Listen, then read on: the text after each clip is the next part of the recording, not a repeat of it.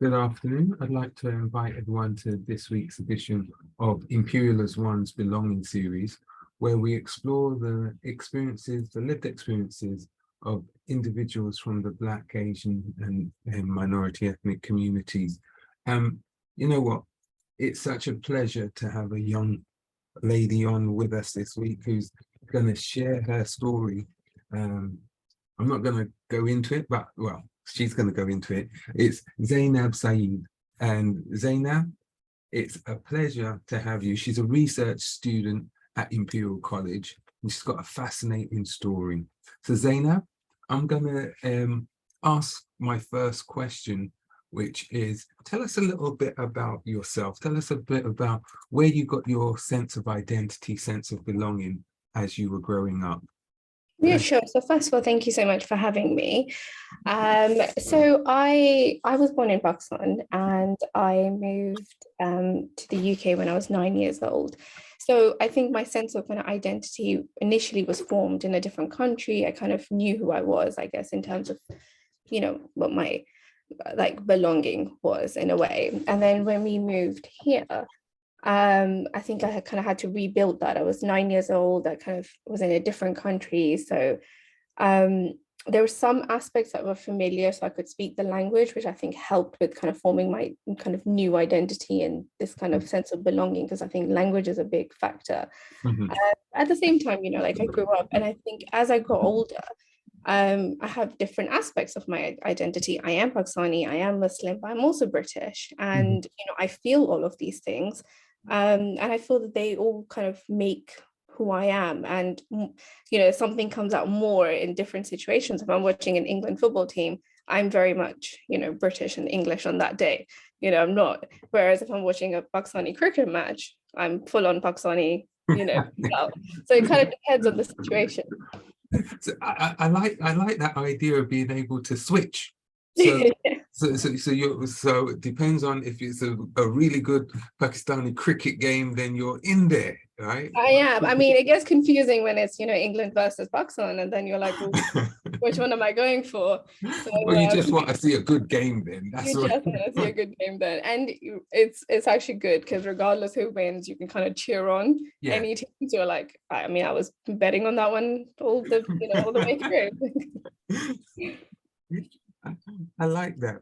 You mentioned that you came over, so you were born in Pakistan, but you Yeah. came over Mm, when you were 9. yeah. Um, can you give us a little bit of an insight as to how it was for you when you came over, in terms of it must have been quite a bit of a culture shock for Mhm. you. And how were you surrounded, or how did people help you to overcome that?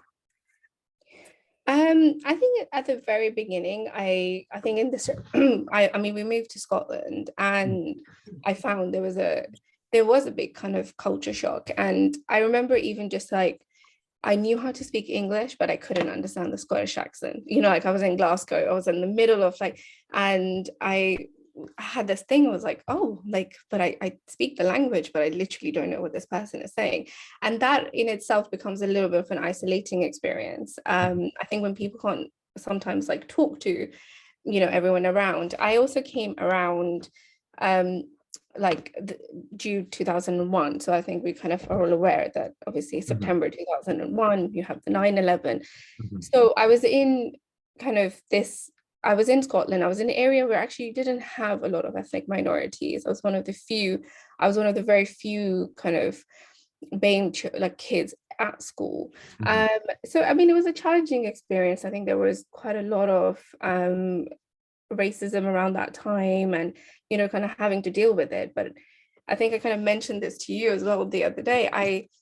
I didn't know at the time what racism was, because if someone didn't like you, I just thought they just don't like you. I didn't fully understand, or at the time I didn't fully grasp that concept. So I couldn't fully understand like why people were a bit kind of distant, or why they didn't understand who I was. And it's only as an adult I look back and I'm like, okay, well, I came from a different country. They probably didn't see me as kind of belonging in their society at the time, especially at school and things. So I think so, yeah, like I think that definitely shaped me. But as I also was quite an outgoing, chatty kid from Pakistan. And then I think I became quite introverted for a number of years because I didn't fully know how to get my personality across. But I mean, I think, as when I came back to London, I had a very kind of positive experience in London. I went to very diverse schools. I made more friends, and I think more of my personality started to come out. And I kind of became what I was, I guess, at the beginning. So yeah, I think there were definitely challenges in integrating into a new society. So a combination of it's interesting, a language barrier in terms of, although you speak English and the Scottish accent, etc., meant that Yeah. there was this language barrier between you. Mm-hmm. Yeah. Yeah, at the very beginning. At the Yeah. very beginning. And then, as you mentioned about the event of 9/11 and the racist rhetoric which Mm-hmm. surrounded that. So to some extent, it caused you to, as you said, become more Yeah. introverted. Yeah. So you didn't feel that you could express who you really were, was, or I know you were only 9, so it's a little bit hard to to grapple with, but there was something which happened to you at that stage. Yeah, I think you become very conscious. And I think that even happens when you're not, a child and you're an Mhm. adult. You become very conscious of what you can and cannot say, or can you be your true self, and all of that. And I think when you're so conscious about that, you start filtering, and you start to present a certain persona that you want to be seen. And sometimes it is a persona of not being too Pakistani or not being too Muslim. You want to kind of integrate, you don't want to stick out. And I think that's probably true for kind of any age, especially I guess for me, it's because it was already my teenage years, Mhm. or just starting to get into my teenage years. We're all conscious at that age. So I think when Yeah. you add an extra factor to it, I was just very aware of kind of presenting myself a certain way. So I suppose I don't want. I suppose what I'm going to ask this question is about, in that fact that you talk about presenting yourself in a certain way, did Mhm. you feel that you had to almost change your cultural heritage, as it were, to fit in? Did you feel that you needed to change who you were in order to fit into society? I think a bit. I mean, to be honest, I don't feel that I changed a lot of my kind of identity as a Muslim or a Pakistani too much, Mhm. because they were very embedded in me. So Yeah. it was hard to kind of, but I think it was more about not always showing it, Right. um, and not necessarily being very overtly Muslim or being very overtly kind of Mhm. Pakistani. It was just kind of blending in, and so I think it was more about kind of maybe not overemphasizing that side rather than Mhm. kind of not, I wasn't actively trying to not be one of those things because they were Yeah. just who I was. Yeah. Yeah. Okay. So it was, for one, you knew how to present yourself in the different scenarios which you found yourself. Yeah. Yeah. Yeah. So tell me about when you were at school, because I know that you're at school. How was it for you with your friendship groups and things like that? And how did teachers respond to you at all?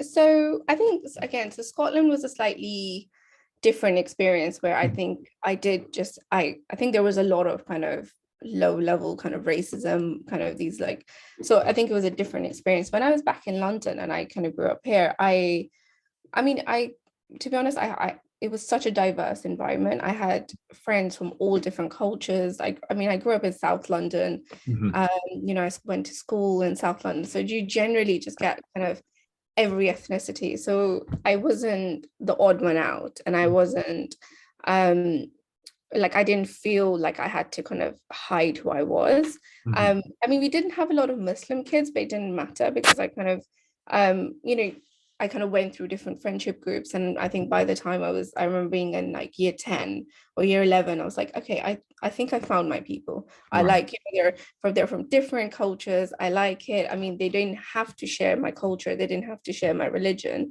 but they were respectful enough that I could still kind of be myself and not Mhm. having to kind of, form.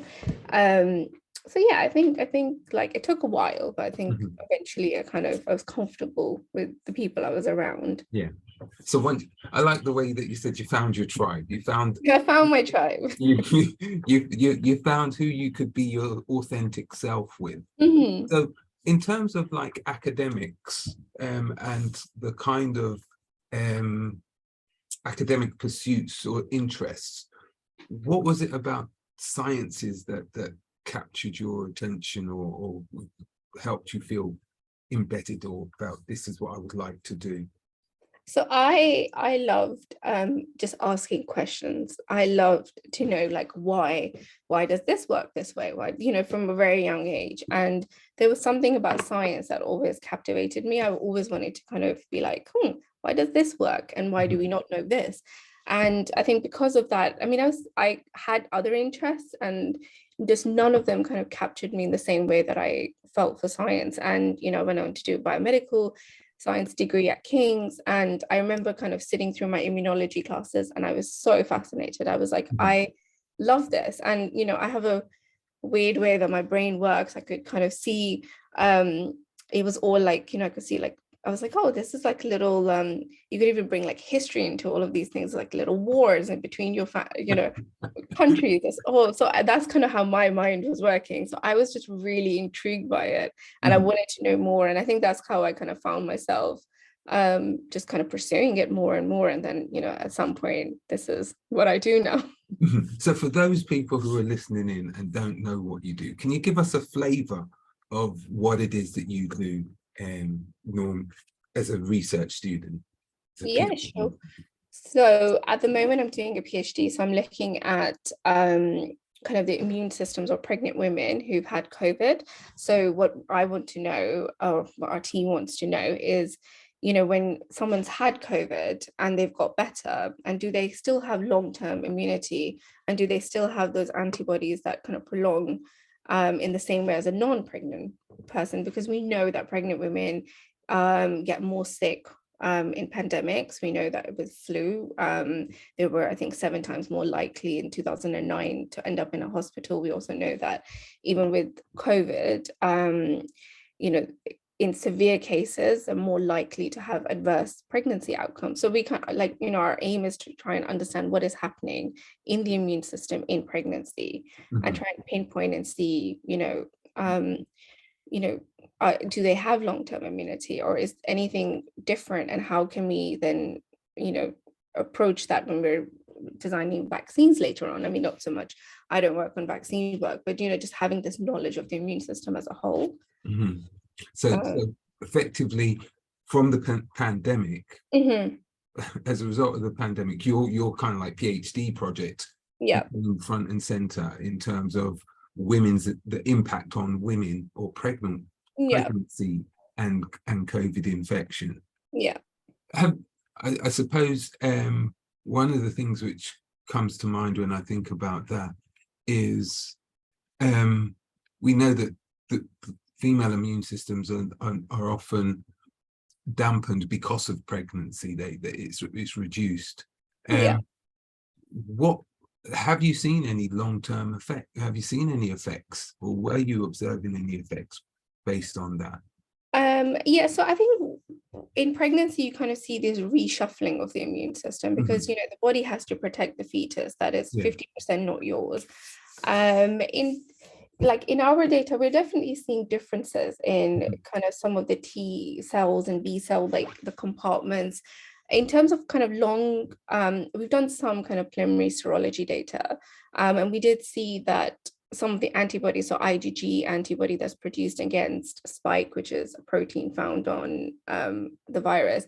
Um, in pregnant women, it didn't kind of, when you compare the pregnant and non-pregnant women, it was a lot lower to begin with. Mhm. Um, so, that might indicate why some pregnant women go on to have kind of adverse clinical outcomes. We know like from previous data, like not, there's a lot of research on like flu studies. And even though sometimes like the serology doesn't always change, but there are differences like in the way that women are just in a clinical setting. So they are more getting more sick. And, that's why we just kind of need to understand a bit more kind of deeply, like what's happening at the kind of molecular level, I guess. No, that's brilliant. Then when the sound of the question I'm going to ask now, it's kind of a little bit stranger, I think, but I'm not sure. I'll try and ask it in so I don't sound so terrible. But when you started to kind of like investigate kind of like immune pathways and things like that, were you always thinking, oh, I want to look at it from a female perspective? Because oftentimes some of the literature that you read, it often doesn't seem to necessarily look at it from a female's perspective. So was that part of your motivation, or has it just happened that that's what's happened? I mean, it's probably just happened. I'll be very honest with you. I used to do like HIV research before. So I was looking at kind of how the immune system differs in kind of people living with HIV. And, that kind of led me onto this kind of just essentially exploring kind of the T and B cells in the immune system. So yeah, like when this PhD came across, like I was quite fascinated. I didn't know much about the pregnancy, and even just it's funny. I mean, I have two young kids, and at the time I had one, and I still probably didn't understand the immune system of pregnancy because I just hadn't seen it. So when this came across, I was actually quite fascinated because I remember reading a few papers, and I was like, I had no idea. Like my body went through it, and I still had like no idea how complex the immunology is in pregnancy. But I mean, now I'm really interested. Like I love it. I love seeing different type of research that's presented in our labs, all to do with kind of pregnancy and preterm birth, and all the different links that exist. So yeah, it's fascinating. See, the reason why I'm asking that, because it's really interesting that you said that you didn't really have an awareness of it, even though you had gone through pregnancy yourself a couple of times. And I just wonder about kind of like that sense of belonging in terms of male, femaleness, etc., and how that impacts on your own sense of what's the normality, because oftentimes things are written with a specific lens. Yeah. So just in terms of rewriting that lens from a woman's perspective, can you kind of like, it's important, but tell me how. I'm trying to not fumble over my words, but I'm doing a very bad job of it. Just in terms of the representation of females in science. Yeah. And are there many female scientists who you're working with or work with you, etc.? And do you get a sense of belonging within the scientific community? I mean, we do have a lot of female scientists, to be fair. I think it's definitely a lot better than it was, even I would say like 20 years ago. I think that we're moving on. You see quite successful female scientists. And I think one thing that I was always fascinated by is, I was someone who had my daughter kind of relatively early in my career. And every time I found someone else who had children and who was also doing really well in their kind of career, I always looked up to them. And I think that it's nice to kind of have that now. Like we look up to, I can think of a few examples, like in my department and the previous like departments that I worked with, like working moms, and having these women to look up to.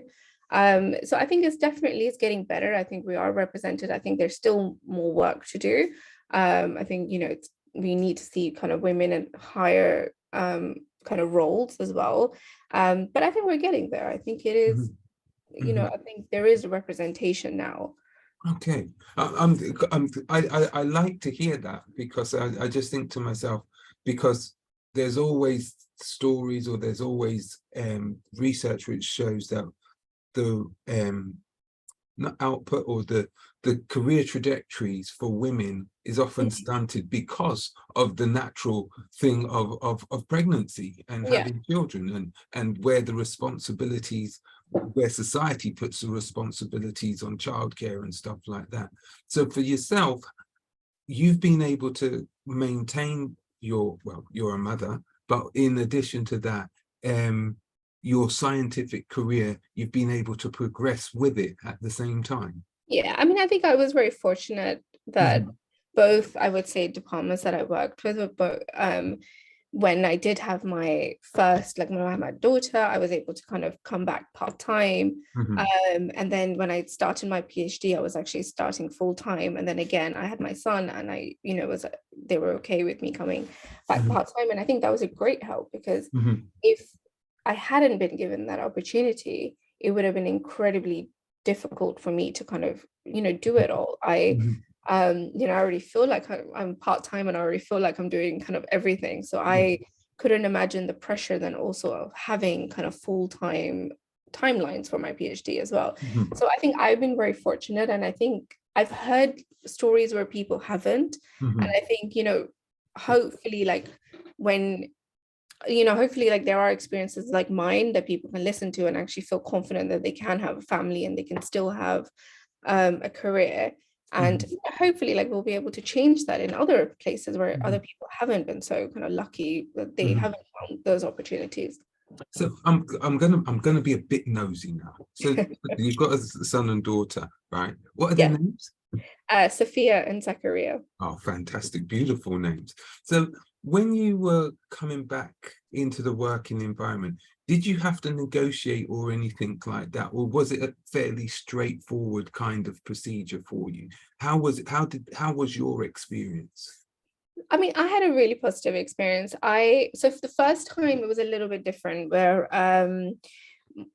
so this had nothing to do with the maternity leave, but my contract just ended, with, my first role. But actually, my supervisor at the time, she offered me a different kind of role when I was ready to come back again on a part-time basis. So it was relatively like a simple process, and I did that for kind of 6 months or so, and then I started my PhD. With the PhD, again, it to be fair, it was a very simple kind of laid out process. I knew what I needed to do from Imperial. I knew what I needed to do for my funders. And again, like, I have to say, like, my supervisors were really good about it. Like, I didn't feel, I remember feeling like, oh my God, I'm going to have to tell them this. And, I think a lot of women feel like that, even if they've not been given a reason. I think you just automatically think, oh, I've just started my PhD. I was quite new into it. So I was like, I don't know them well enough. But, actually their response was really, like, amazing. I mean, they work in obs and gynae, so kind of it's nice to see that.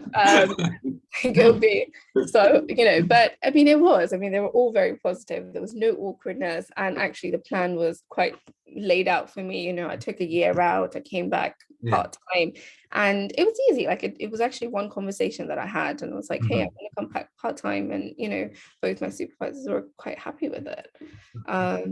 So yeah, I think for me it was a relatively, I would say, easy process. I'm going to say, because you work in obs and gynae, that may have been an advantage. No, I'm only teasing, but it is something which, as what you just said, kind of like got me thinking, where you said, actually, even though you worked in that field, and because you were relatively new, you still had apprehensions about how are they going to perceive this. Yeah. And that's in an environment where pregnancy is normal, because that's what they work with. So just extrapolating that into other work environments, I suppose it's what I'm trying to say is it's the pressure that's put on women during childbearing age, actually, to kind of like, what's going to be acceptable, what's not acceptable, is it going to be damaging in certain senses? And yet you were able to navigate that quite successfully. Yeah, no, I think there's pressure that we put on ourselves.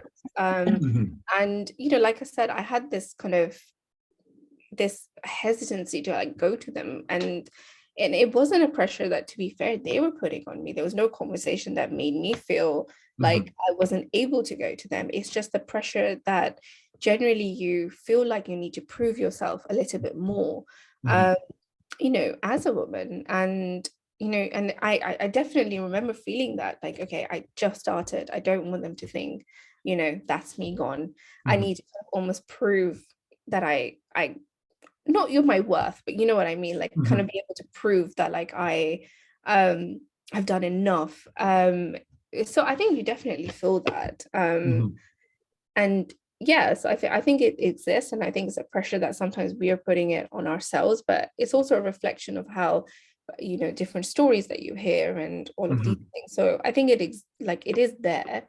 I think Mhm. not everyone has had such a smooth experience, Mhm. and you know, I think we have to acknowledge that, and I think that's probably why we then in turn put that pressure on ourselves. Mhm.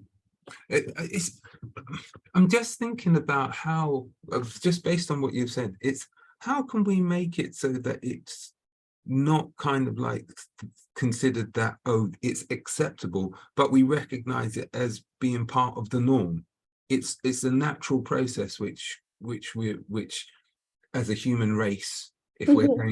if we're going to survive, we have to be having children, etc. And so therefore the fact that women carry the children, but it should be almost like a shared response, not should be, it should be a shared responsibility between the both partners to Yeah. ensure that they're they're not at a disadvantage, if that makes sense. Yeah, yeah.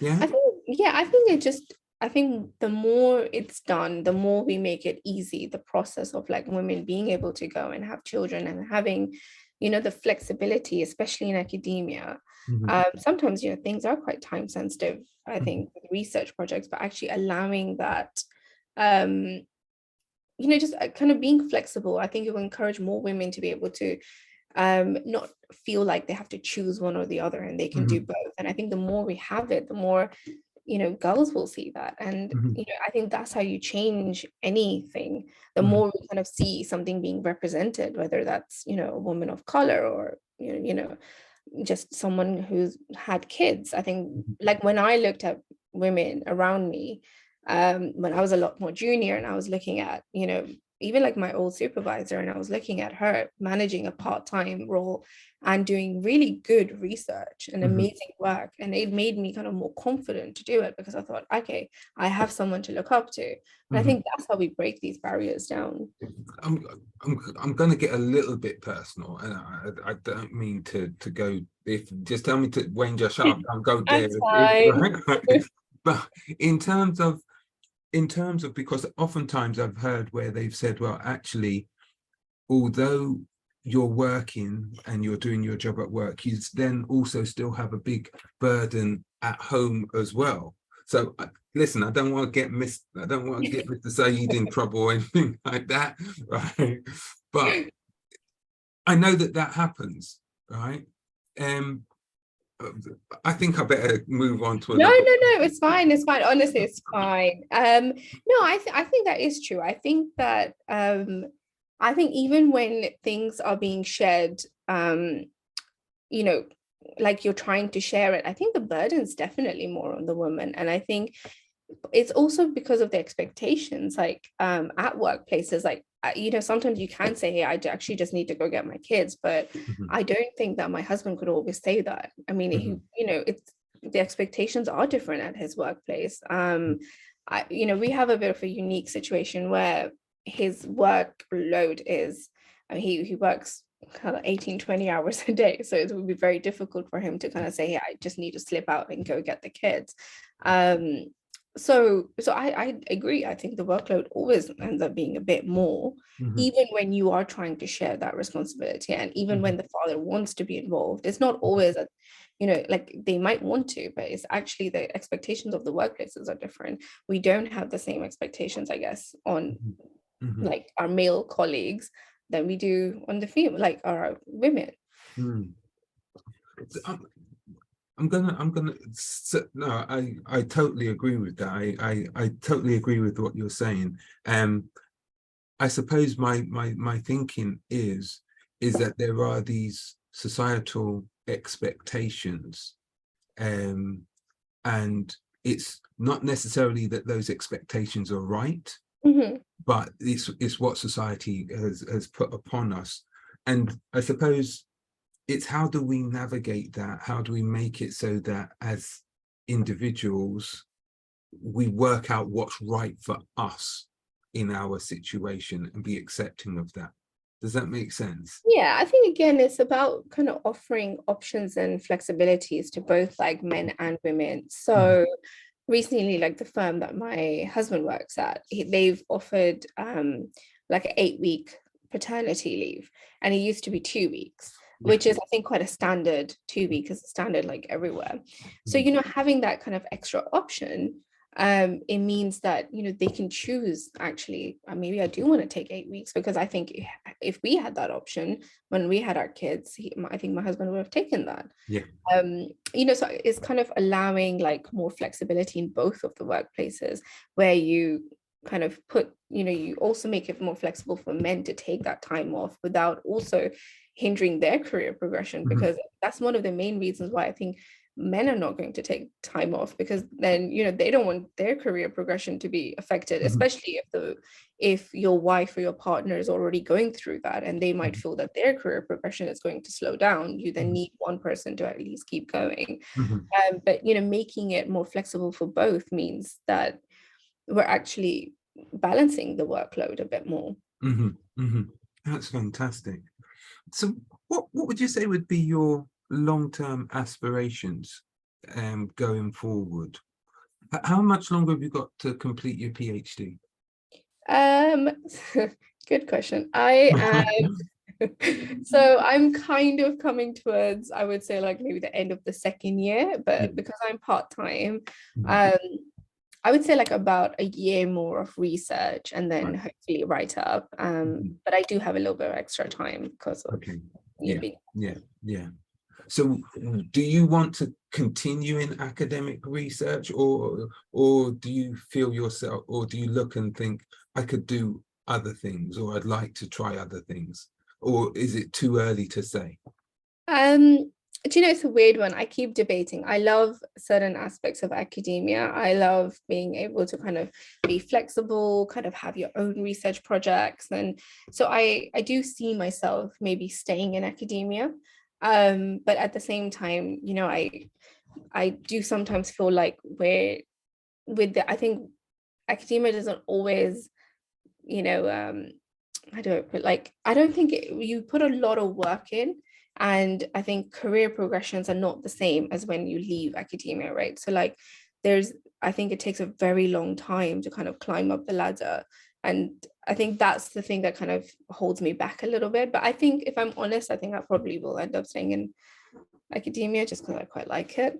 But yeah, we kind of talk about this a lot in our kind of house, like, I think my husband would love for me to kind of go and find a job outside uni life. So okay.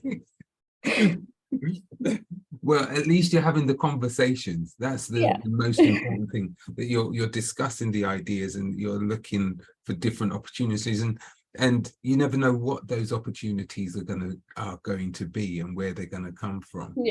Exactly. So that's really good. So I haven't asked the audience if there's anyone who has any questions. So if anyone does have a question which you'd like to ask Zainab, just put your hands up, etc., and we'll come to you. But I suppose the other thing which I'd be interested in finding out from you, in terms of your sense of identity, sense of belonging, within the academic space, do you get a sense of that you belong within that academic space? Do you see other people who look like you, who that you can have as role models, etc., within the academic environment? I think again, I think it's getting better. But I think, I generally, I when I was at King's, like I think it's a bit more like multicultural. I think there are more people who looked like me, like, kind of having a headscarf and all of this. And I think even Imperial does have, like it's getting better. But I think as you get more when you look at more senior like roles, Mhm. you start to see less people of color, and you start to see less women, and you start to Mhm. see less women who wear, headscarves. Mhm. So I think and I think that's probably true across the board. It's not just academia. I think that's Mhm. just, so, that's something I think we need to kind of have that conversation about, and hopefully we start to see more women, Mhm. and who look like me, um, Mhm. represented, because then we need other women to look up to those ones. So Yeah. yeah, I've never kind of not felt like I belonged. Like I've had, so I didn't have that, but at the same time, like, yeah, like I don't think very senior, I've not seen many senior kind of scientists who often look like me or wear headscarves as well. Mhm. You mentioned headscarf a few times, right? Um, I'm going to go there then. So tell So, me about tell me about you wearing your headscarf, and the kind of reactions you've had, and what it symbolizes or what it means for you to wear your headscarf. I think so. Um, so I started wearing it, I think it was like 6, 7 years ago. And so I had this whole life where I didn't wear it. Mhm. And when I did start, you definitely start to note like differences in the way people are. Not so much people who knew me, so not at work, and not and to be honest, not even at Imperial. Like I kind of had no one really said much. It's more just those kind of micro interaction, like I don't, these kind of little things that you note. So you can be taking the train, and the stair might be a little bit longer than it needs to be, or someone kind of debating like whether they should sit next to you or not, or and I think you start to feel a little bit invisible, because people don't want to, you're very overtly kind of Muslim. Mhm. And I think sometimes, like, I remember kind of thinking after putting it on that, less people smiled at me, less people kind Mm. of started a conversation with me, and maybe they just didn't know how to. Mhm. It's not always that there's racism involved. I think it's just sometimes you look different, so there's a barrier now, so maybe they Mhm. don't know if they can. Mhm. But and especially at the beginning when I was starting to wear it, I didn't just one day I was like, that's it, I'm putting it on. There was a bit of a trial period. I wore it for an event, and then I didn't wear it. So I started to see these like little differences in the way that people were. I got more smiles and more, like conversations on a train than I Mhm. did if I was to wear one. Mhm. Okay. I'm going to come back to it, but I see a hand from Marge, so I'm going to ask Marge's question. Ask Marge to ask her question. Hi, Wayne. Hi. Is it sorry, is it Zainab? It's your Uh, name? yeah, Zainab, yeah. Zainab. Thank you very much. Thank you so much for your talk. I want to pick up on something that you said much earlier on. You Mhm. said that when you actually when I think it's to do with being pregnant and speaking to your supervisor, and you felt a bit of pressure because you had to prove yourself a little bit more. Yeah. And then you went on to say that you thought it was just really something you were putting on yourself because they were so understanding. Mhm. Firstly, I want to say my sister, I think so many other sisters have experienced that, and they feel that you're not, I've heard that so often, that comment. And I think it's because I'm not quite sure if it's, it's just a slight different angle from my perspective, because I think often why maybe you felt it and others feel it is because that's exactly what's being pushed on them. Yeah. That there is a very overt, sometimes it's very overt, sometimes it's not so overt, this whole thing about having to prove yourself anymore. But that's just my background point. My question Mhm. is that now that you're in there and you're doing your stuff, and Wayne went on to talk about, just something, I think he was alluding to other people being there and how you feel and so on. Do you now feel a pressure to be a role model? Because you're in there now, because Wayne was talking about how do we break this thing down? How do we stop it happening? Do you feel any pressure at all yourself now to be the role model, to help others to not feel they have to prove themselves so much, to jump so high? Yeah, definitely. I think, even just as a woman who's working, and even just even where someone who wears a scarf, like I definitely feel that pressure to present myself in a certain way. And then also, you know, if I was to ever have like students who wanted to go off and have children, like I hope that I can make that into, you know, as positive of an experience so that they themselves can then go on to do that. And because I was, you know, I've been given that opportunity, I had supervisors who were able to do that, it's left like a positive experience for me as opposed to like a negative one. So I definitely, like, I, you know, there is that pressure, and I really hope that I can kind of carry that on and, you know, have more people who can, like more women who can kind of feel comfortable having families and having, you know, a career in academia.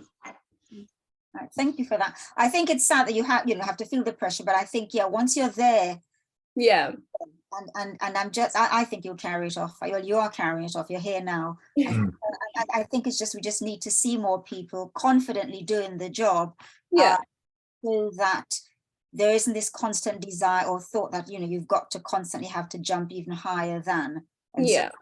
so thank you for that. Thank you. Thanks for the opportunity to ask, Wayne. Thank you. Thanks, Marge. I think that's a very good point about that pressure, that potential pressurized situation that we find ourselves in, or that and it's, as Marge said, it's something which is heard on many different platforms, or many different people from different ethnicities, etc. Yeah. Always feeling that there is this underlying pressure to perform, you know. And I suppose part of the question is what do we think gives us acceptability?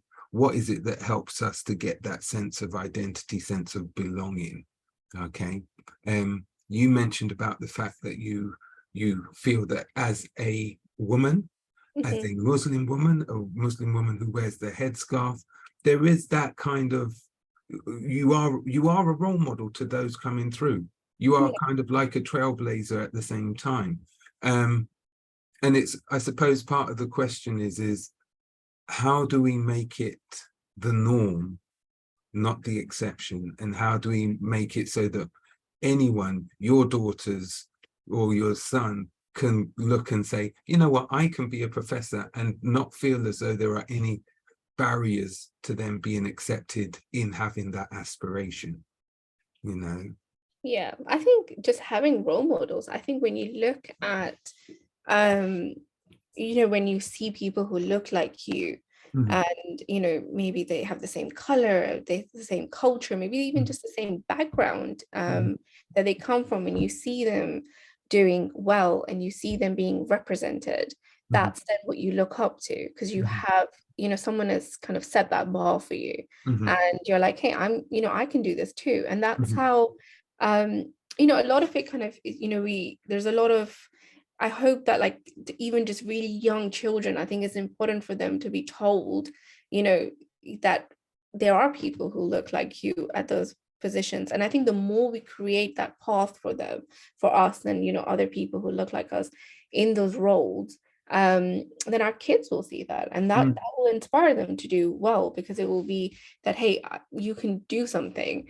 I went to this kind of inner London school that didn't do very well, and it was challenging to kind of just get your education, but because, like, I was someone who had this goal, that I knew what I wanted to be, and I was seeing that my brother had done this, you know, before me, and I was like, I know what I need, and I know what I need to do.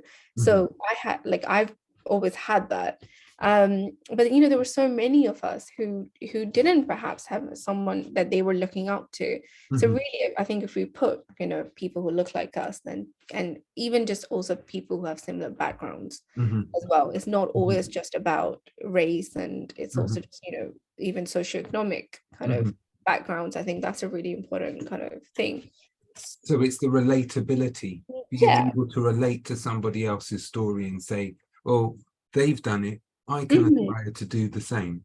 Exactly. And you know, and creating that path, and actually being able to kind of see how did they do it, you know, what were their challenges, what are my challenges, and then working to get there. And I think if you see someone who you can relate to, I think that's a very big way of kind of encouraging young children into those positions. Fantastic. Zainab, I'm afraid we're out of time, but I'm going to ask one final question. The question I'm going to ask you, I always have a variant of two. I'm going to ask you a question. What advice would you have given to your 16-year-old self or your younger self? What advice would you have given them about what they could achieve, where they could end up, what they could do? Oh, I think one, I would just say probably I wish I hadn't worried so much about how I needed to be kind of perceived by everyone. Like I was saying, you know, I obviously my experiences shaped me that way, but you know, 16-year-old me was worried about how I needed to present myself. Right. Whereas now I'm just me, and you know, it's okay if you don't like me, and it's okay if you do, and you know, but you know, 16-year-old me was very worried about that. So I wish that, you know, I could kind of tell like our younger selves that we just don't need to worry about it in the same way. And in terms of kind of advice, it's just to kind of keep going. Like, you know, having challenges just makes you stronger. So having, you know, if you have challenges in your home life, whether it's your school or whatever, just to kind of keep going, and hopefully like at some point it will all be worth it. So yeah, I think that's probably what I would say to myself. Oh, and there will be failures, and not to kind of worry too much about failures. You know, Okay. GCS is not the end of life. Okay. Zainab, it's been absolutely fantastic having you as one of our guests on Belonging. And I know that your PhD will continue to go well, you know, and just keep working hard at it. And if we can help in any way, I know that there's a couple people who I know who work in the field of pregnancy and viruses and things like that. So maybe we can hook up and we can have a discussion. Amazing. Okay? Yeah. So Thank you so that's much. absolutely brilliant having you on this week. All right, I'm going to just quickly share what we've got on for next week. So I'm hoping we've got the right screen up. So next week we're going to have Damani Jules Carbon, who's an author, role model, and potential Premier League football owner one day. He's a real role model for young people, and he's going to be here next week giving his story about how he's got to where he is at this moment in time. If you have missed any of the other previous episodes or interviews, please go to our YouTube channel, which is tinyurl.com/belonging-IAO, and you'll be able to see those. We've got a few other interviews and discussions from our 100th guests. And I just want to remind everyone that actually Belonging is about stories, and Zainab's stories will be added to the collection of our other 110 or so that we have already. Stories which help us to see who we are, help us to understand the differences, that many of our differences aren't so different. Okay, and that if we hear them, we can actually relate and understand other people's perspectives. So what I want to say is a big thank you to Zainab, and a big thank you to everyone who's listening in, and have a good weekend. So take care. Thanks. Bye. Bye-bye.